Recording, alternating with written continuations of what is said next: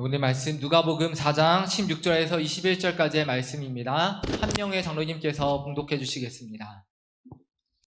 예수께서 그 자라나신 곳 나사렛에 이르사 안식일에 늘 하시던 대로 회당에 들어가사 성경을 읽으려고 서심해 선지자 이사야의 글을 들이거늘 책을 펴서 이렇게 기록된 데를 찾으시니 곧 주의 성령이 내게 임하셨으니 이는 가난한 자에게 복음을 전하게 하시려고 내게 기름을 부으시고 나를 보내사 포로된 자에게 자유를 눈먼 자에게 다시 보게 함을 전파하며 눌린 자를 자유롭게 하고 주의 은혜의 해를 전파하게 하려 하심이라 하였더라.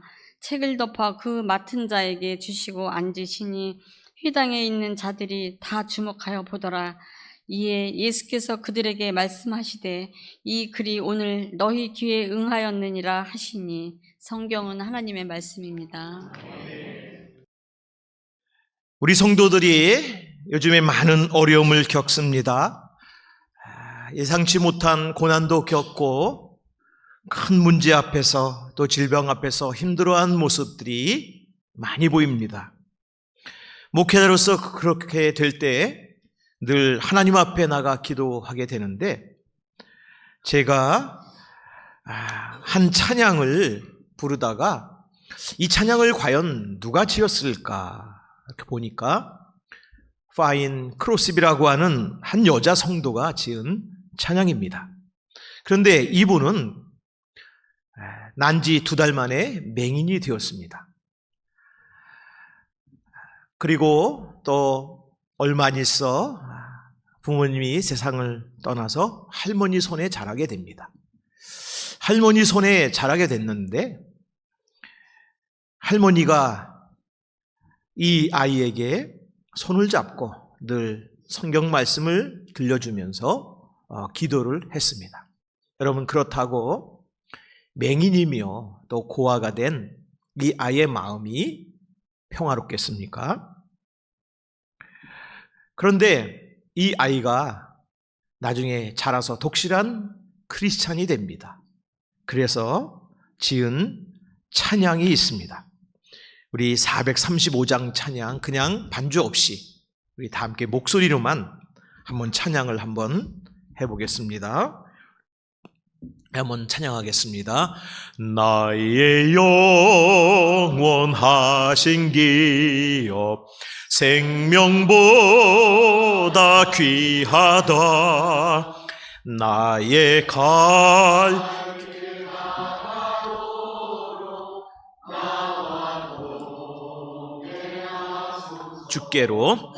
주께로 가까이 주께로 가오니 나의 갈 길 다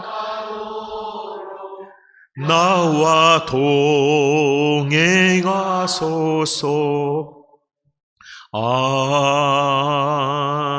아멘.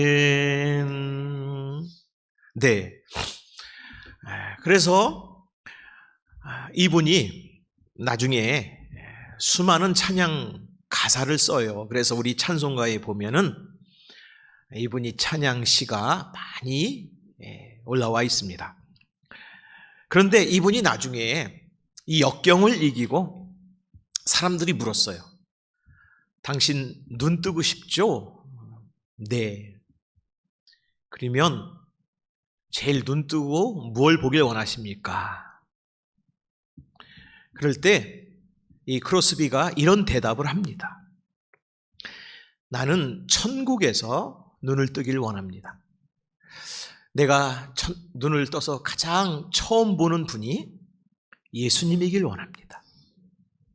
사랑하는 성도 여러분, 우리 삶 속에 역경도 많고 고난도 많습니다. 그래서 이 찬양을 부르면서 하나님, 우리 성도들이 어떠한 길을 가야 되겠습니까? 저의 이 마음속에 떠오르는 2가지 슬로건이 있었습니다. 첫 번째는 우리 선곡계 성도들이 다시 예수께로 돌아가자. 한번 따라서 하겠습니다. 다시 예수께로 두 번째는 이 예수님이 그러면 우리 삶 가운데서 어떤 분이 되시냐? 따라서 하시겠습니다. 오늘, 지금, 다시 예수님과 함께. 사랑하는 성도 여러분, 주님이 우리에게 알 수 없는 일들을 만나게 하신 것은 우리로 하여금 더 크게 하나님의 귀한 역사 위에 감당하라고, 우리를 또 통과하는 그런 고난의 길이라고 생각을 합니다. 우리는 그래서 한순간도 멈춰 있는 사람들이 아닙니다. 성령의 은혜 안에 성장하는 사람들입니다. 그래서 우리가 주 앞에 설 때에 우리도 주님 뵐 때 잘했다, 칭찬을 받는 하나님의 거룩한 백성으로 이제부터 더욱 승리하시기를 주의 이름으로 축원합니다. 그래서 오늘은 예수님께서 우리에게 처음 오셔가지고, 예수님이 이 땅에 오셔서 이제 유년 과정을 마치시고 처음 하나님의 일을 시작하실 때 무슨 말씀을 하셨을까? 여러분, 우리가 처음 사람을 만나도 처음 하는 대화가 중요하잖아요. 그래서 예수님도 처음 이제 하나님의 일을 시작하시는 그 순간에, 공생의 기간에 그 하신 말씀으로 우리가 돌아가자.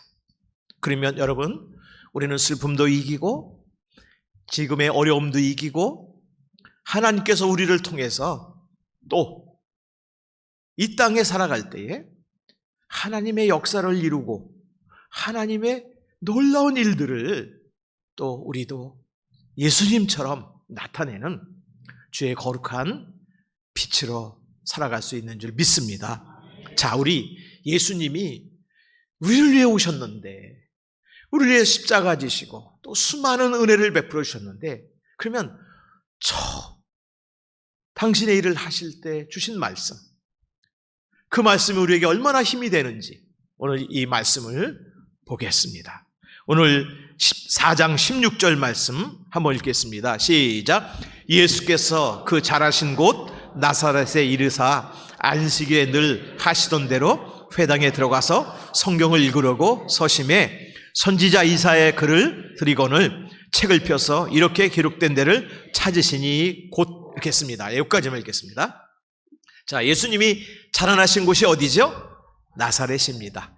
그 정도는 우리가 좀 알고 있어야 되겠죠? 네. 이 나사렛은 사실 작은 동네입니다. 그런데 예수님은 그곳에서 자라나신 곳이라 그랬어요. 근데 자라나셨다는 말씀을 하시지만 어떻게 자라났는지 성경은 자세히 기록을 안 하지만 여기 보니까 안식일에, 이건 하나님의 주일날이죠. 그 당시에는 늘 하시던 대로 그랬어요. 그러면은 예수님은 자라나실 때 주일에 어디를 가셨죠? 회당 예배. 여기만 회당. 늘 예배를 드리셨다는 거예요. 그런데 여러분, 그 당시에는 온 가족이 드렸어요. 그래서 이게 손자, 손녀, 꼬마부터 시작해서 할아버지, 할머니까지, 또 그 옆에는 친척들, 그리고 가까운 그 옆에 이웃들이 같이 모여 있고요. 또 이곳에도 또 그렇게 모여 있어요. 그러니까 예수님은 이제 그 부모님, 또 예수님의 형제 자매들, 그 모든 그 이웃들과 함께 신앙생활을 늘 규칙적으로 하신 것이죠.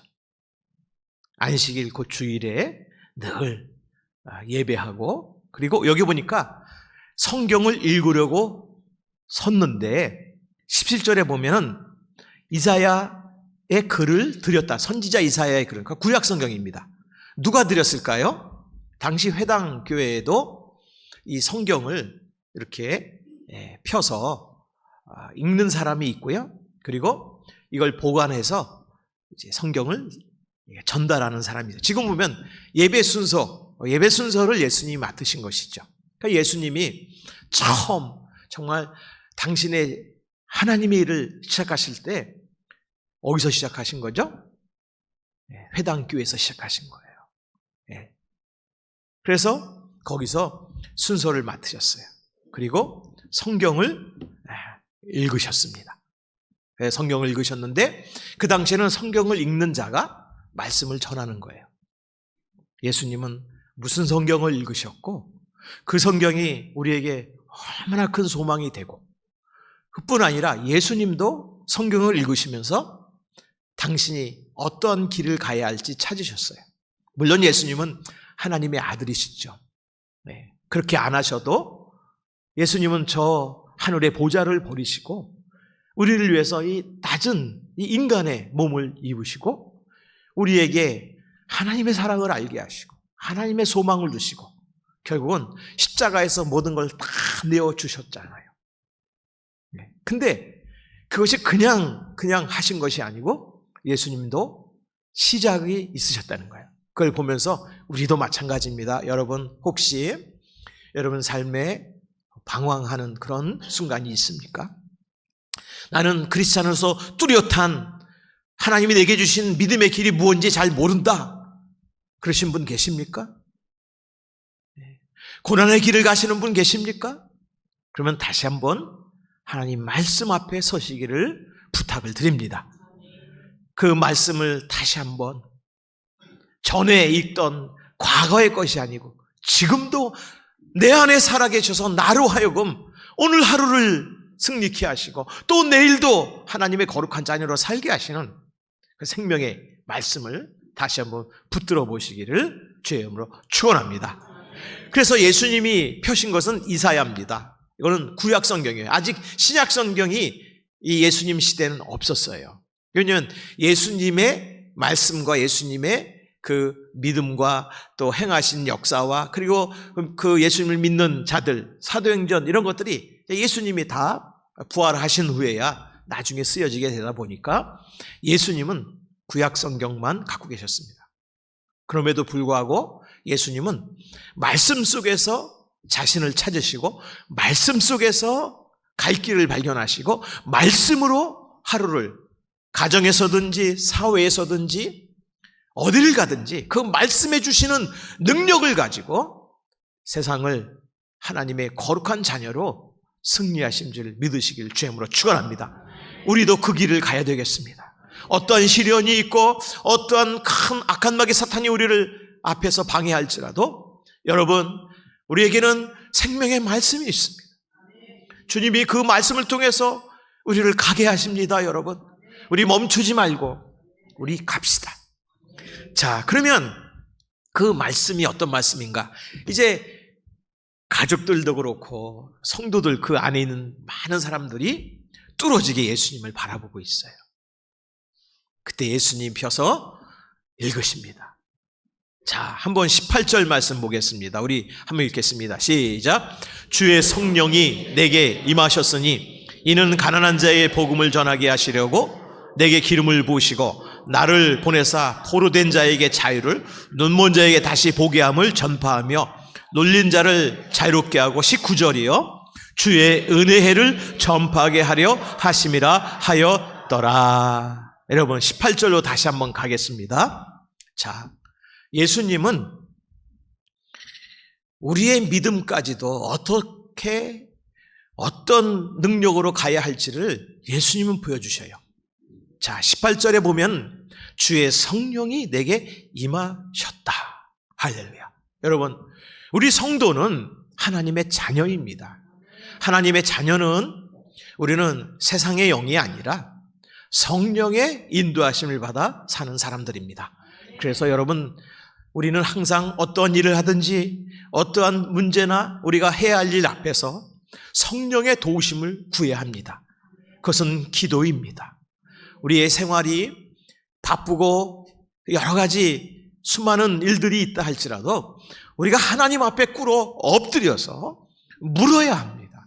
하나님, 제가 이런 삶을 살아갑니다. 주님 도와주시옵소서. 우리의 갈 길을 알려주시옵소서. 사실 예수님은 하나님의 아들이시잖아요. 하나님이시잖아요. 우리의 구주시잖아요. 그럼에도 불구하고 예수님은 당신의 말씀을 하시기 전에 이미 하나님이 이사야를 통해서 주신 그 말씀, 성경의 말씀을 얼마나 귀하게 여기신지 몰라요. 여러분, 예수님도 성경의 말씀을 통해서 갈 길을 가셨습니다. 여러분은 어떻게 하시려고 여러분 지금 하나님 말씀을 얼마나 의지하십니까? 여러분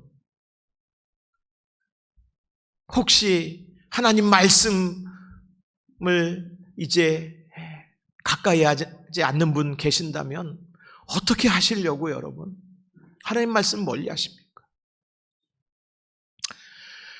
자, 여러분 예수님도 하나님 말씀 속에서 그 말씀을 택하신 거예요. 성령이 그 말씀을 주신 것이죠. 그래서 말씀을 딱 읽는 순간에 성령이 임하심을 우리에게 알려주신 거예요. 그러니까 여러분 말씀을 여러분들이 혹시 주일날 이렇게 듣든지 지금 이 듣는 순간에도 성령이 역사하신 줄 믿습니다. 또 이 말씀을 우리가 펴서 읽는 순간에도 성령이 역사하신 줄 믿습니다. 왜요? 말씀은 살아계신 주님이세요. 여러분들이 주의 말씀을 여러분의 이 두 눈으로, 여러분의 온 마음으로, 여러분의 믿음으로 말씀을 받을 때 하나님이 왜 역사하지 않으세요? 여러분 얼마나 귀하게 여기시는지 몰라요. 그러니 여러분 하루하루 주의 말씀을 의지하시기를 주의 이름으로 축원합니다. 자, 그래서 성령이 말씀을 읽는 순간에 임하심을 예수님이 우리에게 알려주세요. 그런데 이제 성령이 예수님께 임하셔가지고 예수님의 하실 일이 뭐냐? 그 일들을 지금 이제 알려주시는 거예요. 자, 이는 가난한 자에게 복음을 전하게 하시려고 내게 기름을 부으시고 나를 보내셨다. 우리는 예수님을 어떤 분으로 우리는 영접하고 있죠? 예수님은 가장 낮은 이 땅에 말구 위에 그리고 우리를 위해서 온갖 고난을 다 받으신 낮으신 분이시잖아요. 낮은 자에게 오신 그런 우리 하나님의 아들이십니다. 근데 예수님 편에서는 우리가 가난한 자라고 하시는 거예요.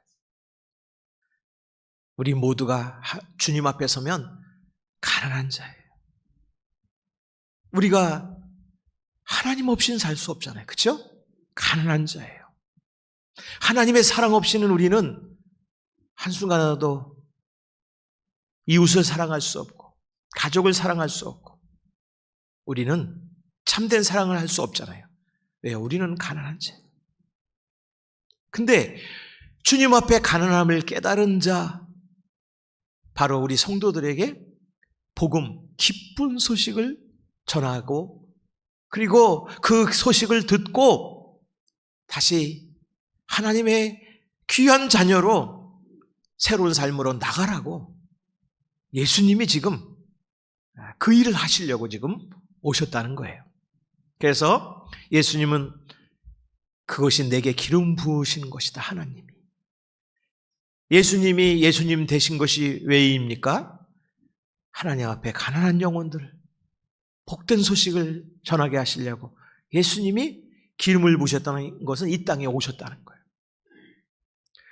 하나님이 예수님을 이 땅에 보내셨는데 그걸 분명히 예수님은 자기 암시죠. 이건 자기 정체성을 분명히 말합니다. 그래서 하나님이 나를 보냈다. 여러분 지금 왜 지금 살아가십니까? 여러분 가정에 그 가정에서 무엇하며 살아가십니까? 여러분 일터에서 무엇하며 살아가십니까? 답은 하나예요. 하나님 보내셨기 때문에. 할렐루야. 하나님이 보내신 거예요, 여러분. 여러분 그 믿음 잊지 마시기 바랍니다. 어쩌다 생겨난 게 아니에요. 어쩌다 생겨난 거 그런 거라면 왜 날 낳으셨나요? 하면서 부모님을 원망하는 거죠. 예. 그러나 우리는 하나님이 보내신 줄 믿습니다. 그러니까 예수님은 하나님이 보내셔서 당신이 하시를 분명히 아셨어요. 가난한 자가 어떤 사람이냐? 포로된 자라. 다시 한번 설명을 하셔요. 세상에 포로된 자, 죄악에 포로되고 물질에 포로되고 세상 명예에 포로되고 욕심에 포로된 자들이죠. 그들에게 자유를, 진정한 자유를. 보지 못하는 우리, 눈은 떴지만 보지 못해요. 우리 여러분, 한치 사람의 심령, 우리 옆 사람의 이웃의 그 마음을 우리가 읽을 수 있어요? 없어요. 우리는 눈먼 자예요. 우리는 조금 하나님이 만드신 세상에서 이렇게 하나님이 주시는 형상을 가지고 볼 수 있다고 다 볼 수 있는 것처럼 교만해요. 여러분, 우리가 제대로 보지 못하기 때문에 문제가 생기는 거잖아요. 제대로 깨닫지 못하기 때문에 어려움이 우리 앞에 오게 되는 거잖아요. 그런데 주님은 우리의 눈을 밝혀주시겠다는 거예요. 다시 보게 하겠다는 거예요. 그래서 이 가난한 자, 포로된 자, 눈먼 자를 다시 한번 설명을 하세요. 눌린 자라고 그랬어요. 눌린 자. 여러분, 우리 이 심리학이나 상담학에서 이렇게 얘기하는 것이 자주 텔레비에 이렇게 나와요. 그러면 제가 유심히 봅니다. 그러면 공통점이 하나 있어요. 우리 모든 인간은 삶의 문제에 눌려 있다는 거예요. 여러분, 눌려 있다는 게 뭐예요? 두 사람이 막 다투다가 한 사람이 이겨요. 약한 사람은 쓰러져. 그럼 위에서 누르잖아요. 네, 타고 눌러가지고 이기려고 그러잖아요. 문제가 우리와 싸우다가 우리는 넘어지고 문제가 우리를 타고서 우리를 이기려고 하는 세상이라고 그래요. 그런데 성경에 보면 조금 더 그 상황을 설명합니다. 성경적으로 보면 영적으로 우리가 바닥이기 때문에 그래요. 여러분, 우리가 왜 가위 눌리고 꿈에 눌리고 문제에 눌리고 물질에 눌리고 질병에 눌립니까? 우리가 영적으로 바닥이에요. 네. 우리가 그런 상황 속에서 주님 만나면 어떻게 됐습니까? 성경의 수많은 성도들이 주님 만나면 여러분, 육치가 고침을 받든지 마음이 새로워지든지 다시 한번 삶의 용기와 힘을 얻게 되는 줄 믿습니다. 다윗도요 이렇게 얘기했어요. 영적으로 바닥인 것을 다윗은 깨달았어요. 어려움이 올 때. 그래서 내 죄의 벌이 나를 누릅니다. 하나님. 여러분, 우리의 죄를 사해 주실 분은 누구예요? 하나님 한 분이시잖아요. 그러니까 내 모든 것을 해결하실 분은 오직 하나님입니다. 그 고백이 사실 주님 우리는 죄인입니다. 그거예요, 사실. 그 하나님이 들으시는 것이죠. 우리의 신음과 우리의 울부짐을 우리 하나님이 들으시는 줄 믿습니다. 이렇게 억눌린 우리를 위해서, 눌린 우리를 위해서 예수님이 지금 오셔서 지금 우리에게 주님의 구원을 지금 행하신다고 오늘 말씀을 통해서 알려주십니다. 여러분, 예수님은요 어떤 상태에 우리를 오셨다고요? 눌린 우리를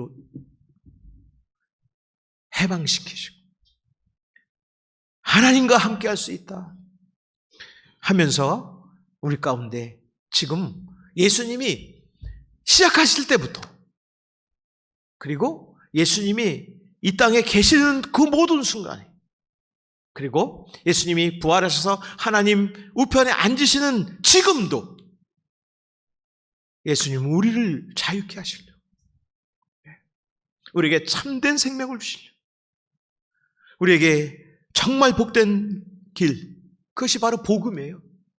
좋은 소식을 지금도 우리 가운데 전하시는 줄 믿으시길 주의 이름으로 축원합니다. 그 길은요 여러분 그냥 주신 게 아니죠. 십자가에서 못 박히시고 부활하신 우리 주님이 우리 가운데 베푸신 은혜인 줄 믿습니다. 그래서 예수님을 신뢰해야 되는 거예요. 하나님은요 하나님을 신뢰하는 자와 일하시는 거예요. 여러분은 하나님을 더 신뢰하셨습니까? 세상을 더 신뢰했습니까? 우리가 만약에 세상을 더 신뢰한다면 하나님은 잠시 멈추실 거예요. 그러나 이 괴로운 세상에서 우리는 하나님 없이 살 수 없습니다. 하나님을 신뢰하면 하나님은 역사하시는 줄 믿습니다. 자, 그래서 하나님이 예수님이 우리 가운데 역사하시는 이 자유케 하는 것을 그 순간이 있잖아요. 네. 우리가 눌렸을 때, 우리가 가난했을 때, 포로되었을 때, 눈먼 상태같이 앞이 안 보일 때 은혜 주시는 하나님이 해결하시는 그 순간을 우리 19절 말씀 읽겠습니다. 시작. 주의 은혜의 해를 전파하게 하려 하심이라 하였더라. 예. 주의 은혜의 해를 우리에게 주시겠다고 한 거예요. 그 누가 주신 거예요? 예수님이 주시는 거죠. 근데 원래 주님의 은혜의 해는 그 뜻이 원래 구약 성경의 말로 의하면 하나님이 기뻐하시는 해예요. 그러니까 기뻐하시는 한 날이라는 것이죠. 그러면 하나님이 기뻐하시는 해, 주의 은혜의 해, 그것이 구약 성경에는 희년이라고 불렀어요. 근데 이 희년은 해니까 1년, 2년, 3년 언제 오는 해일까요? 사실 50년마다 오는 해예요. 그런데 50년마다 와도 우리가 살다 보면 어느 순간에 이 해를 한 번쯤은 만납니다. 이스라엘 백성들은. 그러면 그 희년에 노예가 된 사람도 자유의 사람이 되고, 그리고 많은 그런 빚과 그리고 남에게 빌린 그런 많은 것들이 있다 하더라도 그때 각각의 상황에 따라서 탕감을 받아요. 예. 그게 희년이에요. 근데 희년은요, 보통 구약 성도들은 한 번 만나요. 한 번. 못 만난 사람도 있겠죠? 50년 만에 오니까 한 번 자유가 되는 거예요.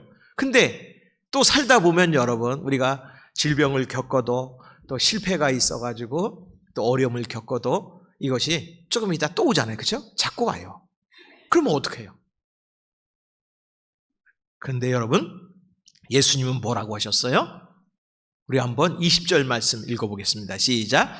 책을 덮어 그 맡은 자에게 주시고 앉으시니 회당에 있는 자들이 다 주목하여 보더라. 예, 은혜해는 다 알았어요. 이 회당교회에 있는 성도들이, 그래, 하나님이 은혜 주신다 그랬지, 희년 주신다 그랬지.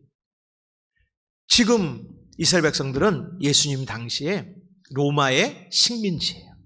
그게 해방을 원했겠죠. 그래서 메시아라고 불렀어요.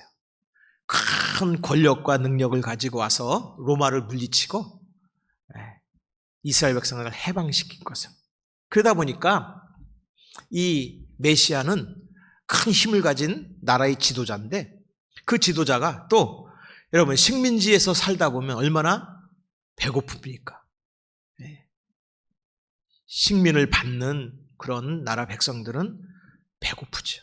그래서 빵을 우리말로 하면 먹을 것을 가져다 주는 그런 메시아 지도자를 원했어요. 그래서 하나님의 은혜 때에 반드시 그런 일이 벌어지리라. 근데 그렇게 해서 이것을 예수님이 알려줄 줄 알았어요. 앞으로 이렇게 큰 그런 지도자가 와가지고 우리나라도 해방시키고, 그리고 먹을 것도 해결해주고. 그런데 예수님은 어떻게 설명하십니까? 20절 말씀 한번 읽겠습니다. 시작. 21절입니다. 시작. 이에 예수께서 그들에게 말씀하시되 이 글이 오늘 너희 귀에 응하였느니라 하시니. 할렐루야.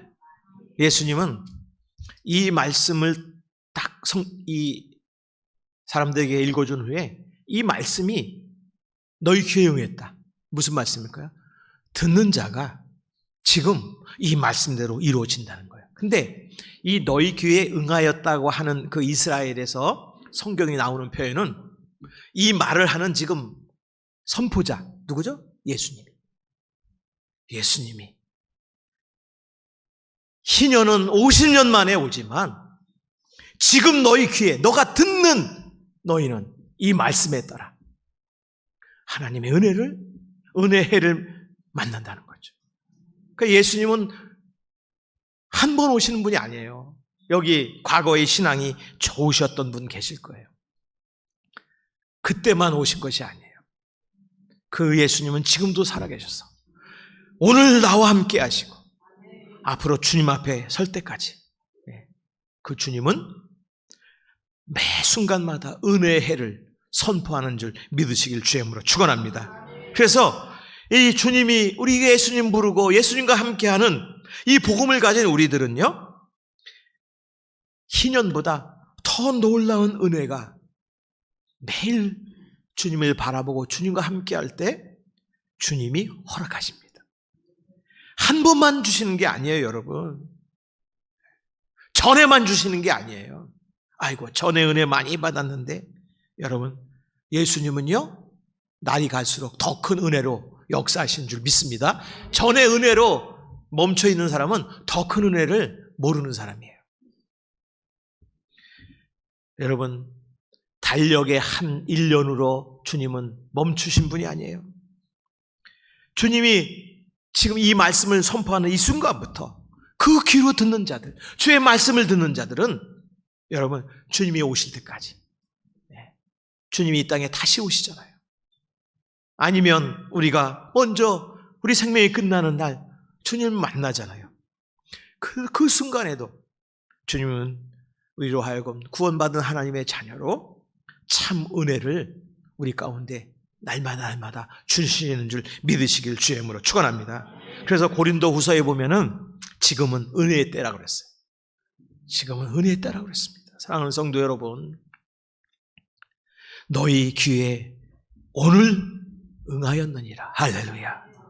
이 말씀을 들은 여러분들이 주님의 기쁜 은혜의 복음의 소식을 여러분 삶 속에 우리 주님은 날마다 여실 준비를 하고 계셔요. 그러니까 주님을 어떻게 해야 돼요? 다시 우리는 주님께로. 그리고 오늘 지금 이 순간 주님과 함께. 여러분, 우리 앞에 당한 모든 달려갈 길을 이겨내낼 수 있는 우리가 될 수 있기를 주의 이름으로 축원합니다. 그래서 여러분, 하나님은 절대적으로 우리가 믿을 수 있는 분이시죠? 반대로 하나님은 우리가 절대적으로 하나님을 믿는 자를 우리를 신뢰하셔요. 여러분, 하나님을 절대적으로 믿는 자를 신뢰하셔요. 그래서 사실 우리가 믿음 생활 잘하고 하나님 잘 믿으면 그걸 하나님께 영광 올리는 거예요, 여러분. 네. 하나님을 믿는 자에게 하나님은 그래서 문을 열어주셔요. 네. 그런 자에게. 여러분, 마태복음 9장 22절에 보면 내 믿음이 너를 구원하였느니라. 내 믿음이 너를 구원하였느니라. 여러분, 우리가 정말 이 세상 삶 끝까지 붙잡아야 될 게 뭘까요? 예수님입니다. 예수님은 우리를 위해서 끝까지 사랑하시되 십자가를 택하시고 십자가에 달려 돌아가시기까지 사실 우리를 붙잡으신 거예요. 우리를 택해 주신 거예요, 여러분. 우리 때문에 그렇게 하신 거예요. 목숨을 다해서 우리를 사랑하신 거예요. 그러므로 우리 삶이 주님을 뵐 그날까지 우리는 뭐 해야 되겠습니까? 오직 주님과 함께 주님을 붙들고 살아가시기를 주의 이름으로 축원합니다. 우리가 잘 아는 이사야 43장 보면은 보라, 내가 새 일을 행하리니 이제 나타낼 것이라. 너희가 그것을 알지 못하겠느냐? 정령이 내가 광야의 길과 사막의 강을 낼 것이다. 혹시 여러분 새 길이 없습니까? 광야 같고 사막 같은 그런 과거가 있습니까? 힘든 그런 순간들이 지금까지 있었습니까? 주님이 새 일을 행하신다고 우리에게 복음을 들려주십니다. 이제 여러분, 우리가 당한 모든 것들을 이겨내려면 시간도 필요하고 세월도 가고 모든 환경도 변화해야 되겠지만 우리 믿음만큼은 지금 이 순간 여러분 고통 때문에, 괴로움 때문에, 질병 때문에, 어려움 때문에 믿음을 포기하지 말고 오로지 주님을 바라보시기를 주의 이름으로 축원합니다. 광야의 길을 만드시는 하나님이세요. 여러분의 이 모든 삶의 모든 걸 아시는 주님께서 여러분 삶을 못 여시겠습니까? 여러분 문제를 못 해결하시겠습니까? 사랑하는 성도 여러분, 우리 주님만 굳게 붙들고 우리가 주님 앞에 설 때까지 우리 주님과 함께 늘 찬양하면서 하나님 주신 사명 감당하시면 주님께서 여러분에게 참 복음, 참 은혜를 날마다 더하여 주실 줄 믿습니다. 이러한 은혜를 받은 여러분 축복합니다. 하나님이 사랑하십니다. 주님과 함께 이 한 주간도 믿음으로 잘 살아내시고 하나님의 칭찬을 받으시길 주의 이름으로 축원합니다.